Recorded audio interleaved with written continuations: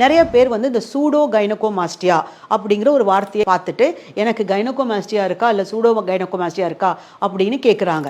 இது ரெண்டுக்கும் என்ன வித்தியாசம் அப்படின்னா, உங்களுக்கு மார்பகம் பெருசாக தெரியுது, அதில் பிரெஸ்ட் டிஷ்யூ இல்லாமல் வெறும் கொழுப்பு மட்டும் அதிகமாக இருந்துச்சுன்னா அதுக்கு சூடோ கைனகோமாஸ்டியா. இதை நம்ம எப்படி வேறுபடுத்துறது? இதுக்கு பெருசாக ஸ்கேன் எல்லாம் தேவையில்லைங்க. கையை வந்து இடுப்பில் வச்சு புஷ் பண்ணிங்கன்னா பெக்டோரல் மசில் டைட் ஆயிரும். அடுத்த கையில் வந்து உங்கள் கிளாண்டை பிடிச்சி பார்க்கலாம். வயிற்றில் ஒரு ஃப்ளாப் ஆஃப் டிஷ்யூவை பிடிச்சி பாருங்கள்.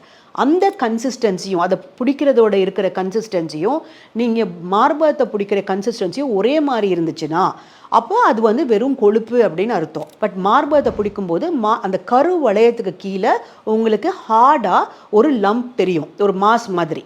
அப்போ அது வந்து கிளாண்ட் டிஷ்யூ. எக்ஸாமினேஷனில் உங்களுக்கு கைனகோமாஸ்டியா இருக்கா இல்லையா அப்படின்னு தெரிஞ்சுக்கிறதுக்கு